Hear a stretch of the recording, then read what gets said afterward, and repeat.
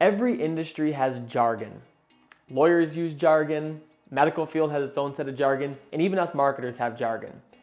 And one of the most common forms of that jargon is the word content. But today, we want to take some time to A, define what content is, and B, provide you guys 9 different types of content, how it's defined, and hopefully give you guys some statistics and some usable information. Let's dive in with the boring school term definition of content. As defined by the Content Marketing Institute, content marketing is a marketing technique of creating and distributing valuable, relevant, and consistent content to attract and acquire a clearly defined audience with the objective of driving a profitable customer action. Now that we got rid of the school definition, let's dive into 9 different types of content that you guys can create for your business. The first type of content we're going to talk about today is perhaps the most primitive type of content, and that's the written word. Now, this can be described as either articles, blogs. Blogs are a little more casual. Articles might be a little bit more academic, but anything that's written is content. And if you don't think content in the written form is valuable, understand that 77% of internet users digest written content. There's a couple of reasons why articles and blogs are a big deal. First of all, this allows you to tell your story in your terms. Second is it helps you guys with what's called SEO. Now, the marketers that are watching this are going to know what SEO is, but for everyone else, we're going to define it. It's defined as search engine optimization. In short, when you type something into Google, articles pop up. If you want to rank for some of those, write articles. The number 2 type of content we're going to talk about today is exactly what you're watching right here and what Matt's filming. Video content, okay? We've got tons of stats that we can share with you about why video is important. You can actually check that out. We'll throw a link in the bio here to a why video is valuable video. We're right in our office right now. We've got a light, we've got a simple camera, we've got a simple background, and we're shooting video. It can even be more humble than that. Most of us have smartphones. You can film video on 95% of smartphones now. So video is a super broad thing, but it's super important for telling your story. And it's a type of content that if you're not doing it, I'm not going to spend this video trying to convince you to do it, but if you're not doing it, just do it. Video, valuable.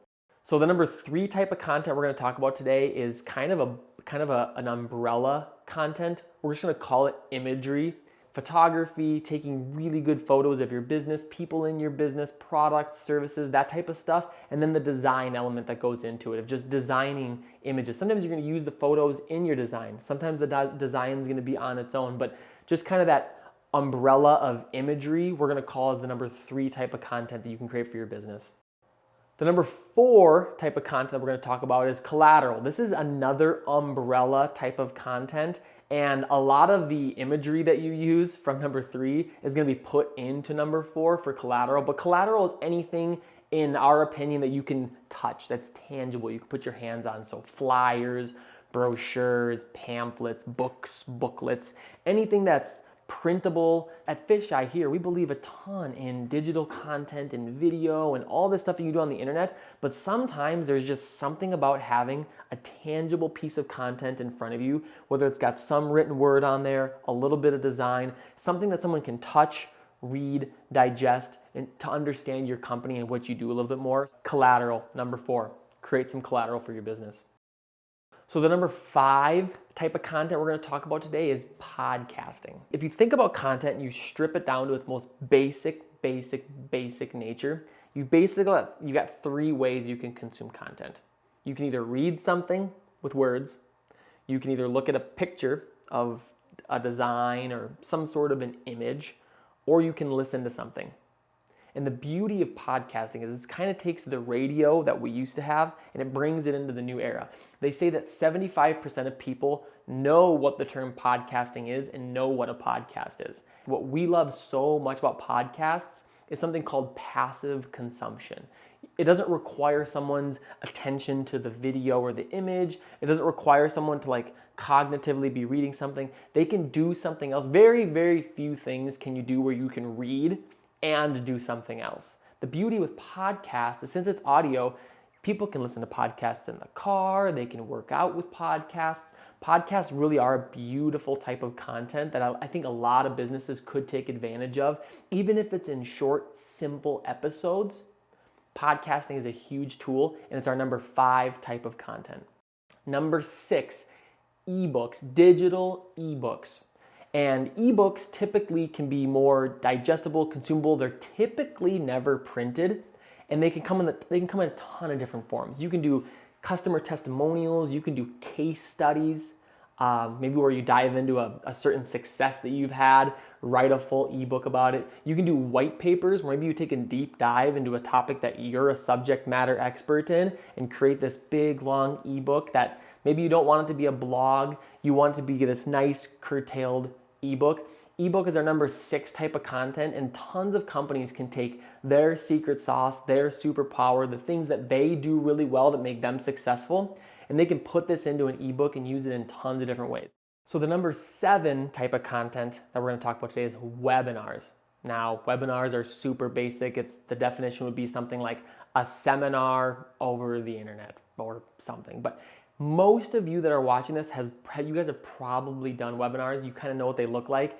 They're a combination of video. I would say they're like the perfect combination of like video and articles, where it's like you're able to take a deep dive into something, but it's over a video form. It's not curated like video. There's no post-production. You use webinars as a way to educate kind of an audience base. So if you have customers out there that are going to require a certain level of education in order to get your product or service understood, webinars are a great route to go, and they're another creative way to look at creating content for your business.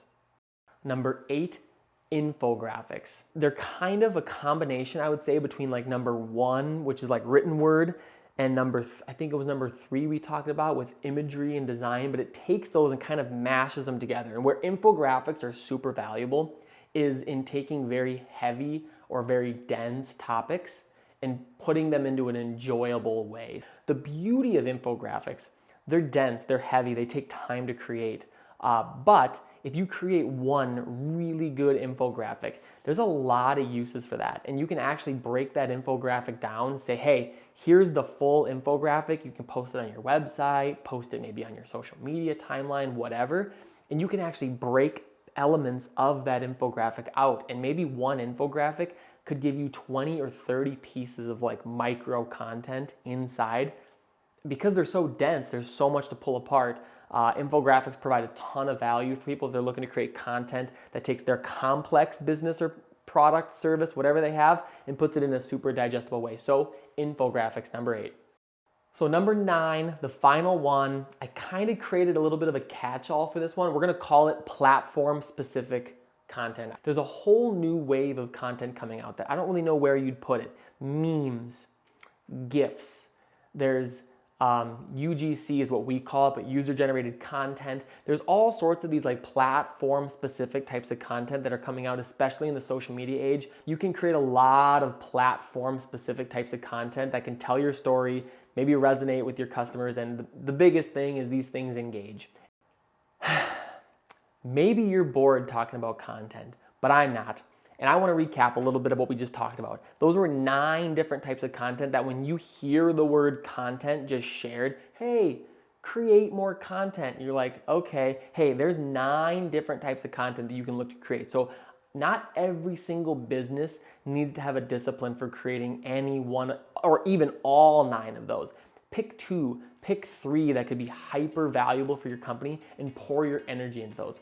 So if you really focus on creating content that delivers value, engages and entertains your customers, it'll lead to a lot of business down the road. So that's our video today, 9 pieces of content. We've got more information in the meta description below if you'd like. And if you got some comments or questions or even just statements you want to make about content, drop them in the comments below. We'd love to talk. But anyways, thanks for watching, and we'll see you next time.